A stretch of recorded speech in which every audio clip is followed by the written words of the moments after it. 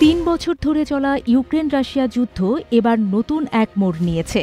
Ukraine রাশিয়ার সামরিক ঘাঁটিতে ব্যাপক আকারে ড্রোন হামলা চালিয়েছে, যা মস্কো থেকে হাজার হাজার মাইল দূরে অবস্থিত সাইবেরিয়ায়।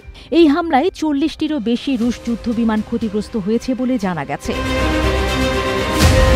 একটি নিরাপত্তা সূত্র জানিয়েছে, ইউক্রেন অত্যন্ত সুপরিকল্পিতভাবে এই হামলা চালিয়েছে। তারা ড্রোনগুলোকে কাঠের শেডের ছাদে লুকিয়ে এয়ারফিল্ডের কাছাকাছি পাচার করেছিল। শান্তি আলোচনার প্রাক্কালে ৪টি পৃথক বিমান ক্ষেত্রে এই ড্রোন হামলা চালানো হয়। ভিডিও ফুটেজে দেখা গেছে রাশিয়ার বেশ কয়েকটি সামরিক বিমানবন্দর জুড়ে ধ্বংসপ্রাপ্ত বিমান এবং আগুনের শিখা। যদিও ক্ষয়ক্ষতির সম্পূর্ণ পরিমাণ এখনও স্পষ্ট নয়, তবে ৪০টিরও বেশি আক্রান্ত বিমানের মধ্যে ছিল তু-৯৫ ও তু-২২ কৌশলগত বোমারু বিমান, যা রাশিয়া ইউক্রেনীয় শহরগুলোতে দূরপাল্লার ক্ষেপণাস্ত্র নিক্ষেপের জন্য ব্যবহার করে।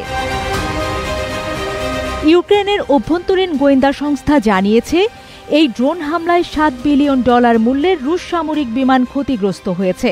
যদি এই ক্ষতির পরিমাণ নিশ্চিত হয়, তাহলে এটি হবে যুদ্ধের শুরু থেকে ইউক্রেনের সবচেয়ে বড় ড্রোন হামলা।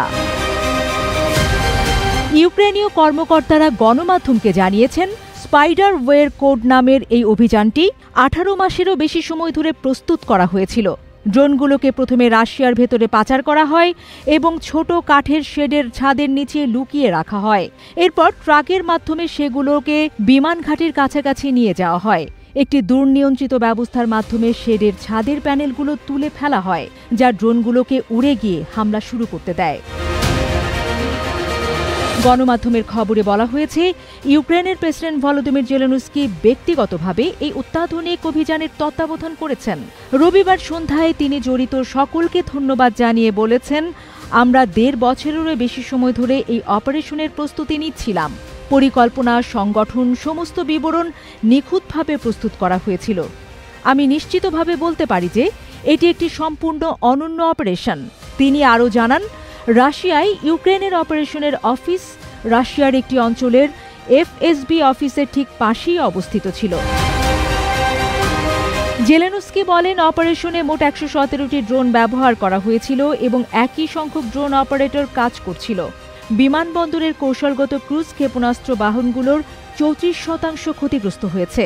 আমাদের লোকেরা রাশিয়ার বিভিন্ন অঞ্চলে ৩টি টাইম জোনে কাজ করছিল এবং অপারেশনের প্রাক্কালে আমাদের লোকদের রাশিয়ার ভূখণ্ড থেকে সরিয়ে নেওয়া হয়েছিল এবং এখন তারা নিরাপদে আছে, যারা আমাদের সাহায্য করেছে। রাশিয়ান টেলিগ্রাম চ্যানেলগুলোতে পোস্ট করা একটি পৃথক ভিডিওতে দেখা গেছে, একটি ট্রাকের পেছনে কাঠের শেডগুলোর ছাদের প্যানেলগুলো মাটিতে পড়ে আছে এবং কমপক্ষে ২টি ড্রোন শেডের ভেতর থেকে উড়ে যাচ্ছে।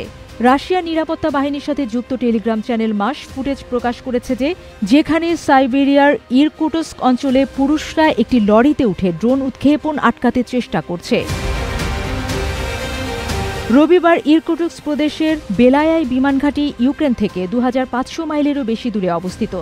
রাশিয়ার প্রতিরক্ষা মন্ত্রণালয় নিশ্চিত করেছে যে তাদের বেশ কয়েকটি সামরিক বিমান মুরমানুস এবং ইরকুটস্ক অঞ্চলে হামলায় আগুনে পড়ে গেছে।